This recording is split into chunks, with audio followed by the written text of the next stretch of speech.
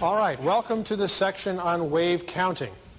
I think as a good way to begin it, I would like to review an example of how not to count waves.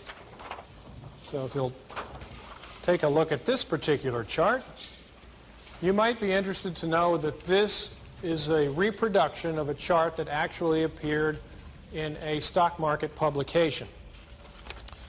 Now, you have only listened to 2 hours of instruction on how to count waves. There's a lot more to come, and yet I have a feeling that some people in this audience could point out some errors in this labeling. Anybody see anything wrong with this chart? Three shortest. That's a good point. Wave 3 is the shortest. Wave 1 is longer. Wave 5 is longer than that. That's not allowed. Any other problems with it? Yeah. We've got overlap here. This wave 4 goes deeply into wave 2 territory. This is meant to be 5 waves labeled A, B, C, D, E. And D overlaps wave A. Those aren't allowed either. So we've broken some rules here, not just guidelines, but rules. Does anybody see another problem? Well, there is a place where there's a 3-wave problem. You notice this 4? You might say that came into the previous 4th, but how could it when wave 3 doesn't even have 5 waves in it? This Roman numeral 3 has 3 waves in it, up, down, up. And that's not right. So we've got the wrong number of waves in an impulse. It's supposed to be 5 waves, and we've only got 3. We've got overlap from wave 4 and 1, and we've got a 3rd wave, which is the shortest in several instances. You now know enough not to make a single one of those mistakes. So don't do it. Charts such as this, labeled elsewhere, are often a gold mine of instruction on how not to count waves. Very often I'll hear from somebody, yeah, well, so-and-so's opinion is this, and this guy says he's bullish while you're bearish. Well, there's plenty of room within the wave principle for diversity of opinion. You can have different, legitimate interpretations of the wave structure. But most of the trouble comes from people who are not following the rules, much less paying attention to any of the guidelines. They're letting their opinions come first, their gut feel come first, and their analysis come second, and you cannot do that. So don't do it, and you'll stay out of trouble. All right? Well, we've learned how not to do it. Let's take a look at how to do it. The charts that we're going to examine now are of the cocoa futures market. Now this, for the most part, is a reprint of a page from the Elliott Wave Theorist, which was published November 29th, 1982. I'm choosing this particular wave pattern and commodity for several reasons. First of all, this was done already in real time. The bear market that we're going to analyze was analyzed once before in real time, and the bottom within 4 trading days was recognized, and it was published as such. So we're not going to look back at a chart and say, oh, look how neatly it reflects Elliott now. You can see everything now. We saw it then, and we're going to show you how it was done. However, there's some other interesting aspects here. Do you know that the cocoa market is often described with the adjective exotic? It has nothing to do with dancers. It has to do with the fact that cocoa is considered a weirdly acting commodity. Some people think it just doesn't act like most other commodities. It's also hard to categorize. It's one of the foods, but it's not a grain and so forth. So people consider it a bit unusual. A lot of Elliott Wave people might say, well, I'm going to stay away from this. One of the problems in dealing with commodity charts also is that you are not analyzing, most of the time, the price of the commodity. You're analyzing the price of a futures contract, which is a parasite on the commodity. And futures contracts have certain characteristics which make them a bit more volatile, such as incredible leverage. You're not out there buying 3 boatloads of cocoa with a broker. You are actually putting up a little bit of money and speculating on the trend and you are heavily leveraged. Therefore, many decisions are made not because you do or do not want to own cocoa. They are made because your back's against the wall and you're out of money in your account and you've got to get out of the trade. That tends to make the daily moves somewhat more volatile and perhaps cover more ground than they would if indeed people were truly trading the physical commodity back and forth. Also, you should know that the weekly charts, particularly, are what we call continuation charts, which means when one nearby contract expires, the people who keep the long-term data on the commodity futures merely tack on the next chart. Well, very often the next month's futures contract is trading at a different price. So you might see a jump in the price that essentially didn't really take place on the chart. That helps make difficult being certain that the waves you see actually happen because of real trading. And the last reason I chose this particular market to examine is that it is a market which is going down. It's a bear market. And rather than make it easy for us and pick a chart that we're visually comfortable with, a five-wave structure on the upside, I wanted to look very deeply at an ABC bear market decline, particularly the way wave C is subdivided. Well, let's first get a perspective on where the long-term wave structure was at the time. This is a monthly futures chart of cocoa. It begins in 1965 and goes all the way to 1982. Roughly speaking, it shows you a five-wave bull market. Again, we're dealing with futures contracts, and you probably notice, if you're very careful, that there was a slight overlap between 4 and 1. Well, again, in the price of the real commodity, I rather doubt that overlap occurred. Again, we have a little bit more in terms of stretching the prices in each direction because we're dealing with a leveraged futures contract. Roughly speaking, you can see that the five-wave pattern, the basic development is there. A first wave up, a second wave decline, which comes quite near the low and forms a base pattern for the really powerful move up in wave 3, a wave 4 decline, and the fifth wave to new highs. Remember that fifth waves in commodities tend to be the longest and most powerful of the three impulse waves, and this cocoa chart does show that, being a long-term bull market pattern. Now, one thing that's a bit unfortunate, in my opinion, is that commodity chart services issue charts on arithmetic scale. And it makes so much more sense to put them on semi-log scale where you can see the percentage advances revealed and usually channels that make more sense. In other words, the lines are more parallel.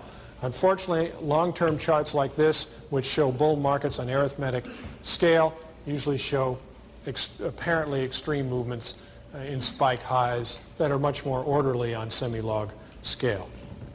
Anyway, you can see that the five-wave pattern in all of its essential elements is there.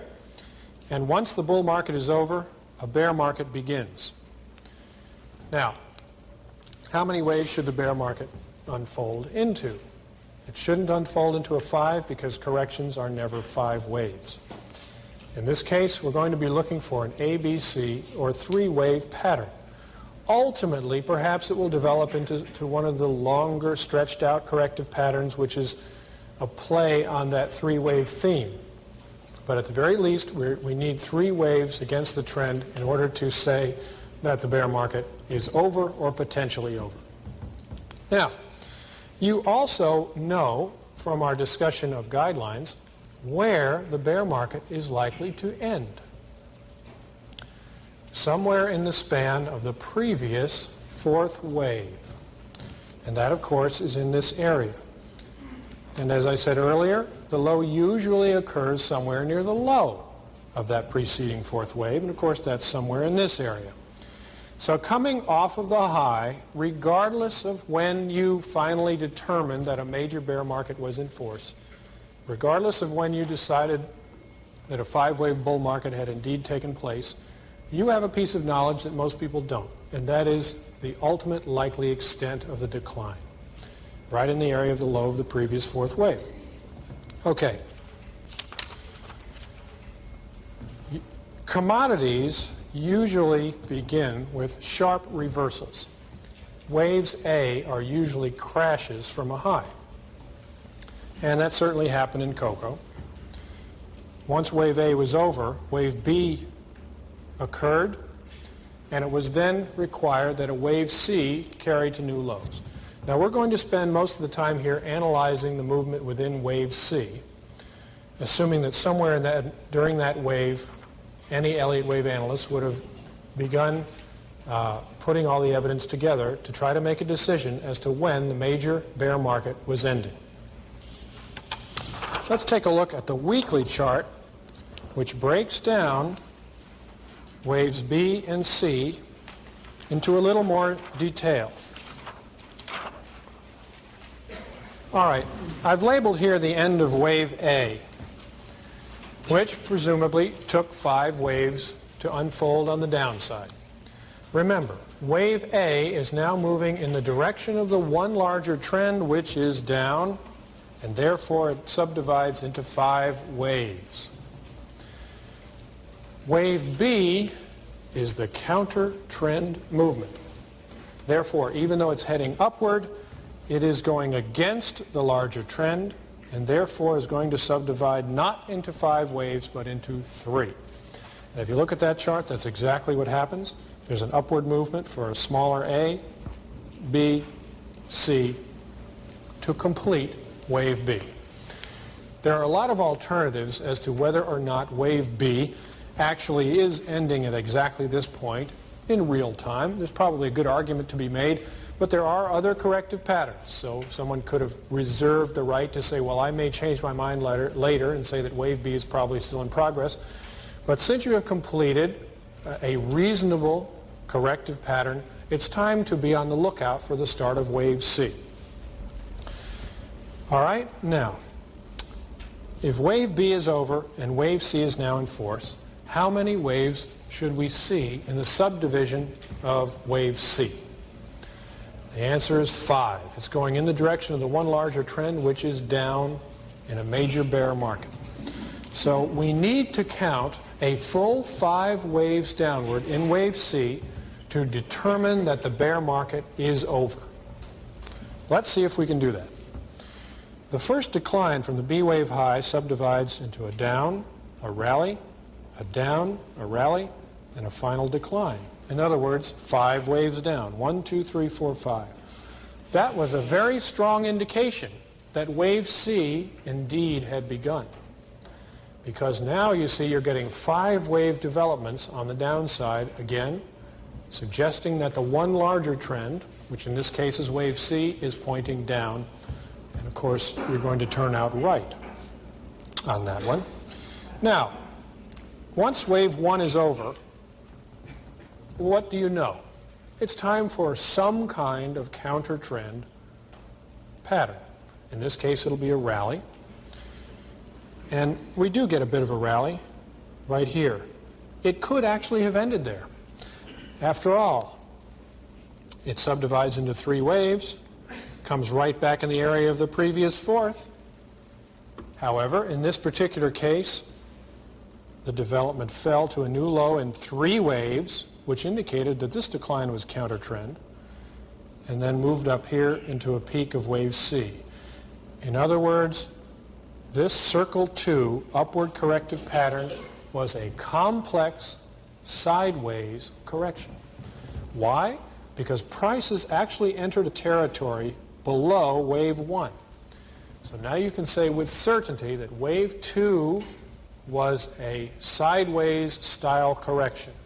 This is important because when we get to wave 4, you're going to want to apply alternation to decide what shape wave 4 will be.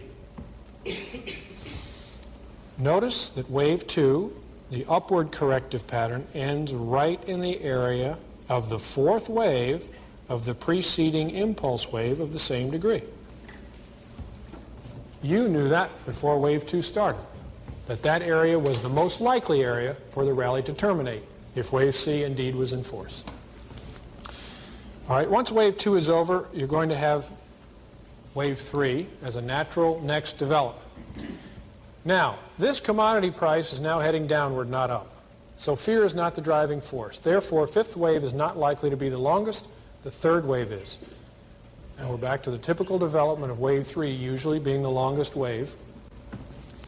And sure enough, wave 1, 2 subdivides a long third within the third, which is again normal.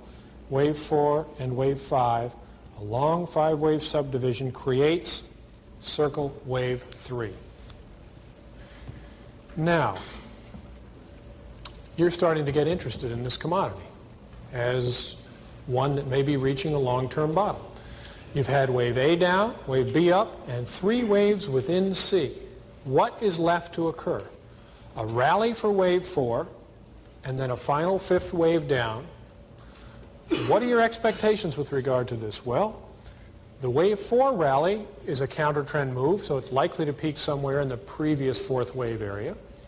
Wave 5 usually carries prices to a new low, so you would expect when wave 5 comes up that you will take out this low for wave 3.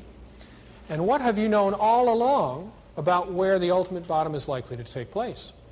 It's probably going to occur somewhere near the low of that previous 4th wave, way back here somewhere, which, as we already saw, is in this area. You know a lot about this commodity. Let's follow it through and see what happens.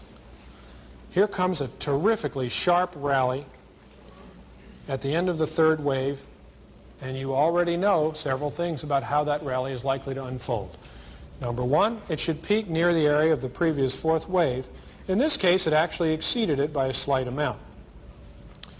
What do you know about the extent of wave 4? What is it virtually not allowed to do, except in a future situation, perhaps by a few pennies? It can't go into the territory of wave 1. So there's no way it could have gone higher than this level. Once you got in this area and count A, B, C up, it's time to assume that wave 4 is over. Is it likely that wave 4 will then have further development? Is it likely that wave 4 is going to come down here and make a new low and then rally back up and get complex and be sideways? The answer is no, because you've already had one.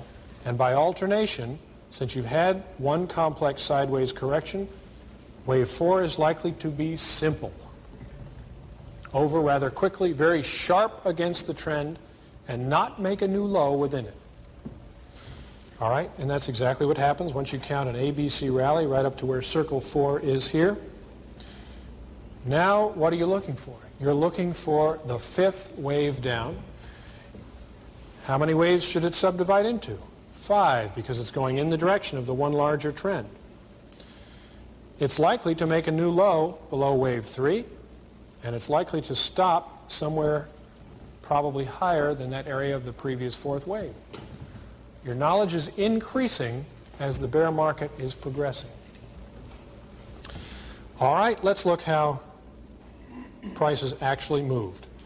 Right off the top of wave 4, you had a decline, a rally, a decline, a rally, and a decline.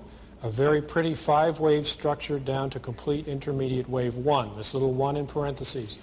Notice if you look closely at that the internal subdivision is a very nice 5-wave structure, even on this weekly chart. Then comes wave 2, which is an ABC, does not carry to a new high. Wave 3 unfolds. Can you see the subdivisions in this one? Down, up, down, up, down. A beautiful 5-wave subdivision within wave 3. Notice that wave 3 is longer than wave 1. So already you can now begin to apply another guideline. The 5th wave down, intermediate wave 5 in parentheses, will probably be approximately the same size as the first.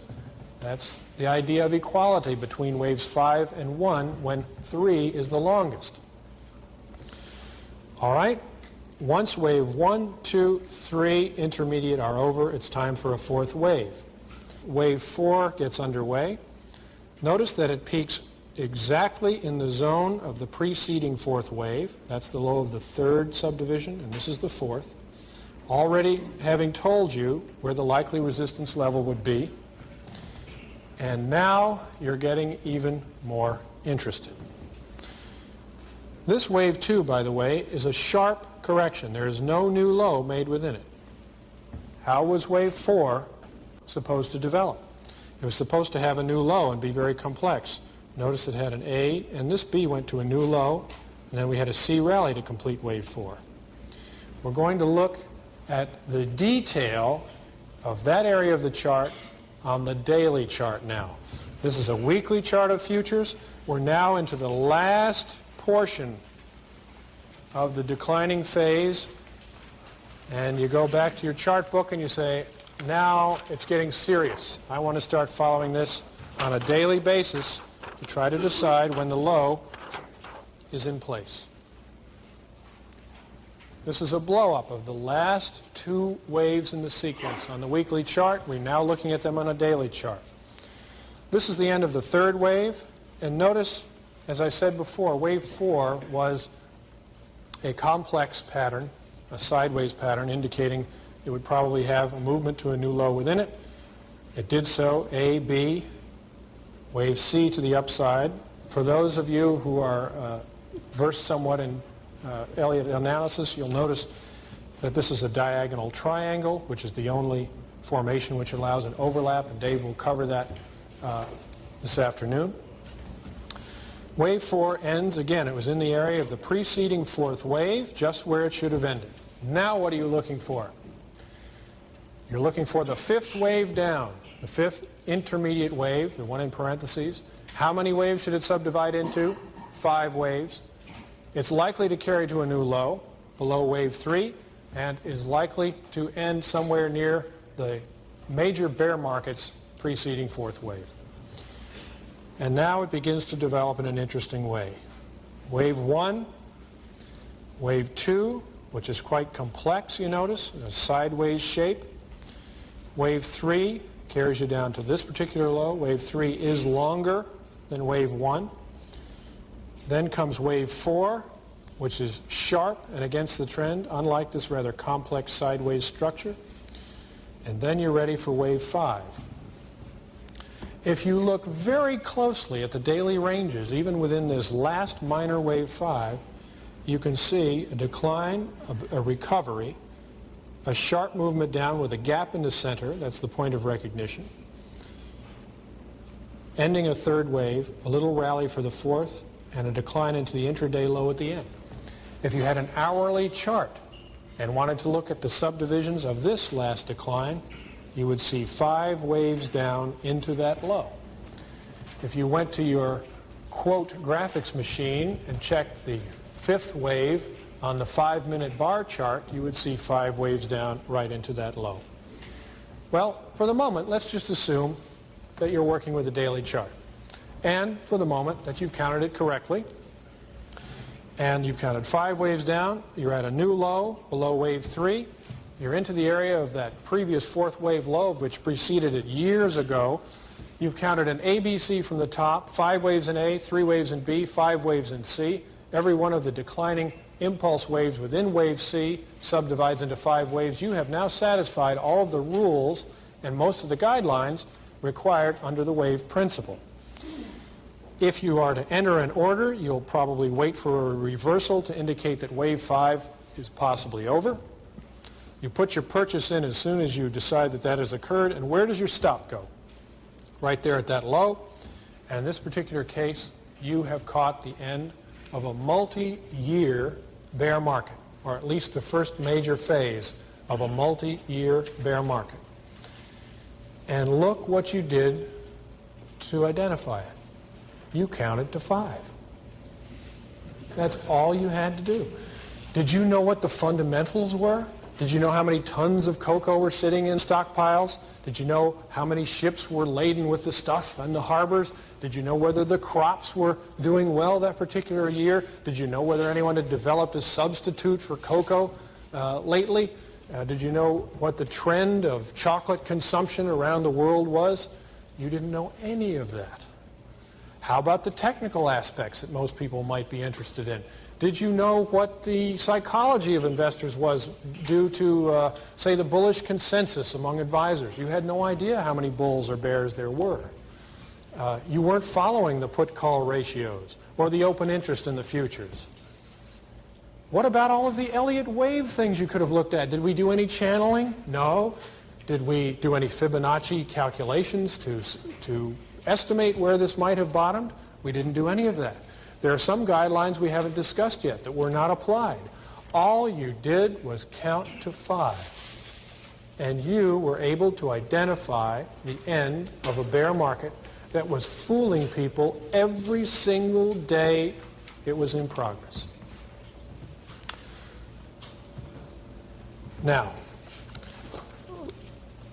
let me cover one other aspect of the wave principle that I think is very valuable, and that is what it does for you when you are wrong, when you make a mistake. Let's assume, for instance, that you were watching this daily chart and trying to pinpoint the low of the final fifth wave, and you recognized wave 1 and wave 2, and then this very severe decline got underway, and you said, oh man, that's sharp enough for a wave 3, and here's a bounce. There's no overlap. I'll put my 3 right here and my 4 here. So when the market makes a new low and then reverses, you buy it, saying we've had a 3, 4, 5 into a bottom. Where do you place your stop? 1 tick under that low. Because you see, if a pattern is over, it's over. There's no fooling around. You're either right or you're wrong. You either caught the low or you didn't. If you didn't, you may have only missed it by a small amount. On the other hand, you may be wrong by a mile. Why take the risk? If that low is taken out, get out of the position. How much have you risked? A few percent and maybe the commission. You've got your low here after the bounce. Market comes back down and takes you out, bounces again, and you're going home saying to yourself, well, I'm pretty miserable. I thought I was catching a low here and it took me out. But how miserable are you compared to the guy that tried to catch a low about 3 months ago? And he's still long. So you sleep on it for a couple days and you say, well, wait a minute now. I remember when Bob was giving that presentation, he said that wave 3 very often subdivides into a 5-wave sequence. Maybe I should put my 3 here. My 4th wave peaks here just slightly above the area of this previous 4th. And here we have a 5th wave down. There's a little gap in here too. And another reversal. That's a pretty big reversal day. I'm going to buy it, put my stop there. Well, you have now caught the exact bottom at very minimal risk.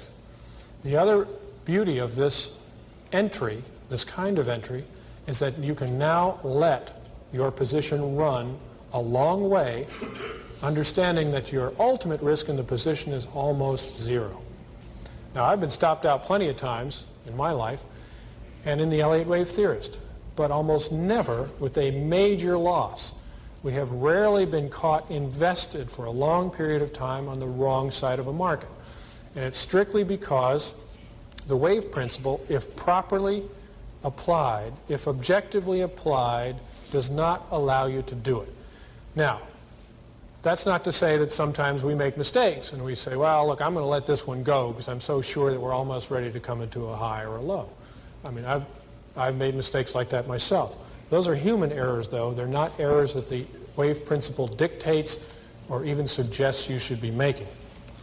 Well, here's the outcome, just to orient you to it.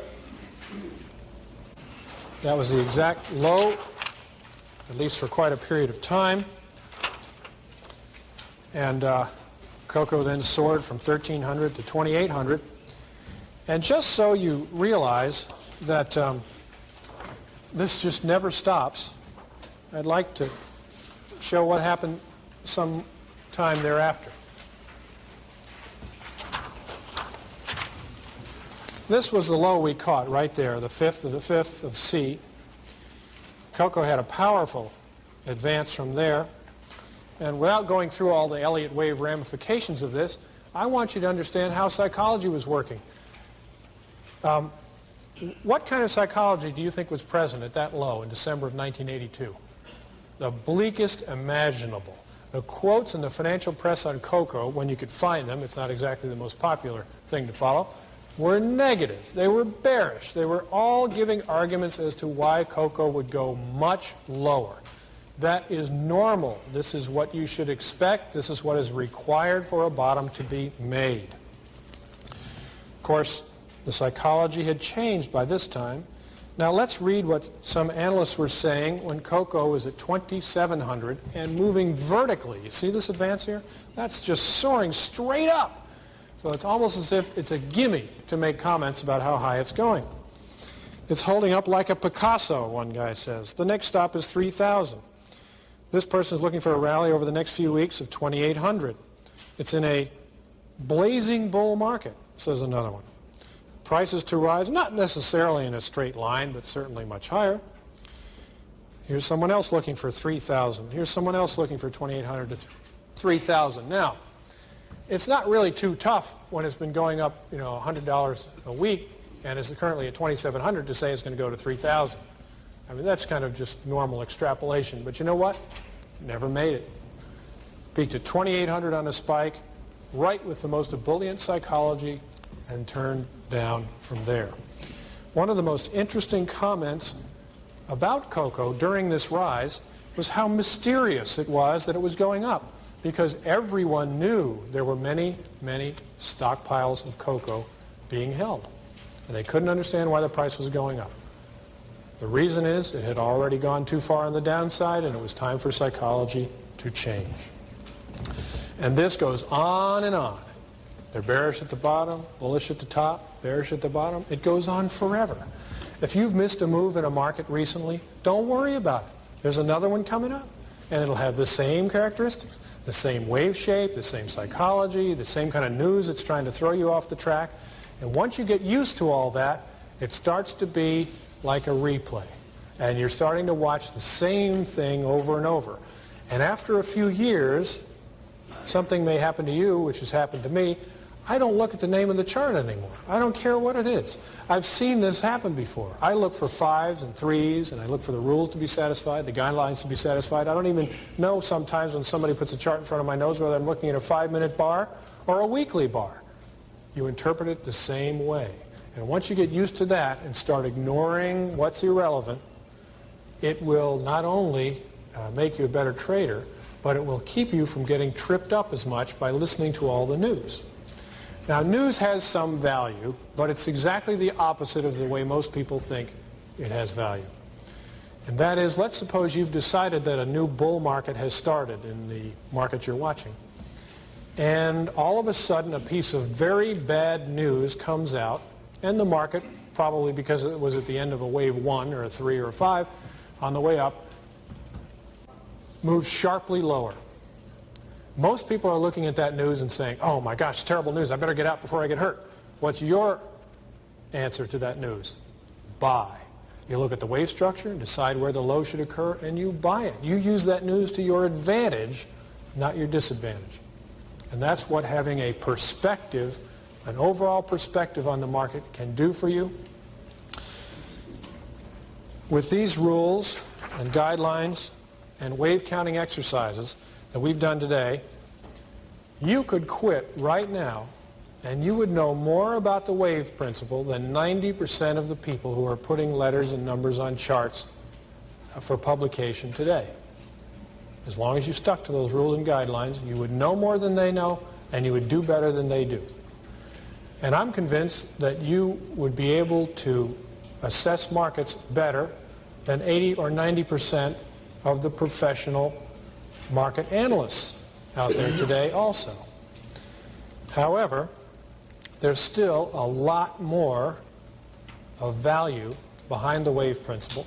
There's a lot more to learn, and that's what the rest of today and tomorrow are going to be dedicated to.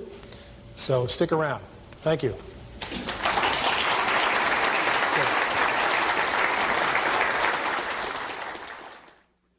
If you would like to participate in the wave counting quiz, examine this wave structure and label the chart in your workbook.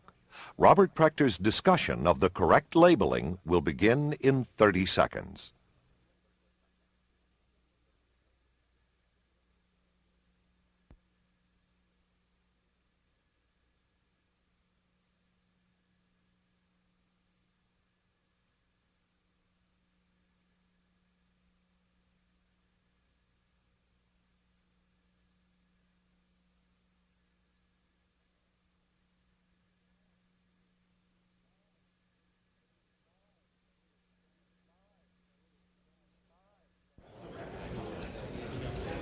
All right. Got a little surprise here. I know you weren't expecting this at this time. I think it's time to take a look at our quiz. Now, apparently, you were asked to turn one in a while ago, and none showed up. At least none with your signatures on them. But I'm sure some of you figured this one out. Let me ask this question first.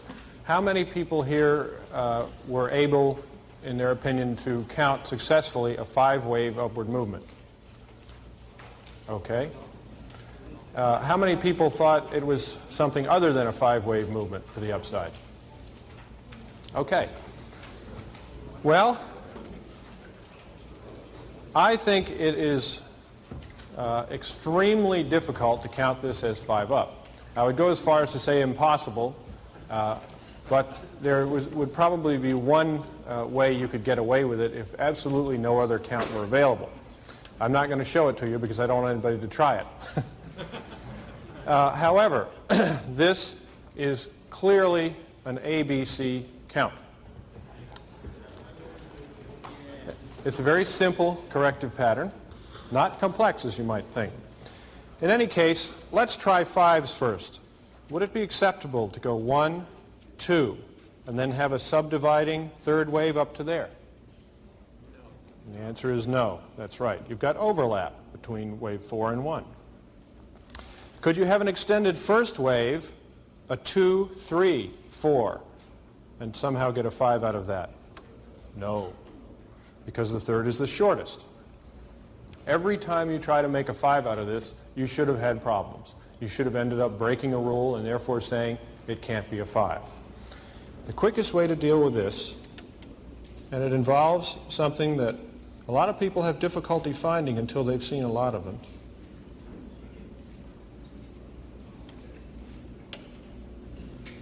It's a triangle in the middle. So it's a simple ABC count. Now, I must admit I threw you a little curveball by saying this had to come down at least to this level, but I did say at least. And eventually, of course, you probably see something like that. That is a rally in a bear market. The first clue to identifying the fact that you're in a corrective wave is that trying to count 5 waves up, or even the beginning of some 5-wave upward pattern is difficult or impossible.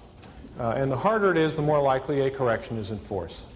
So I think this may not be the only interpretation, but it's the best one. It's the neatest. It's the most economical.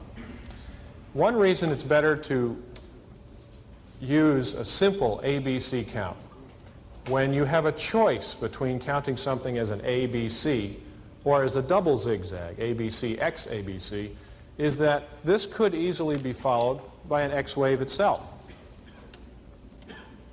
X down to here, you see, and then another ABC pattern. And if you'd already counted it as a double zigzag, you wouldn't be expecting that to happen.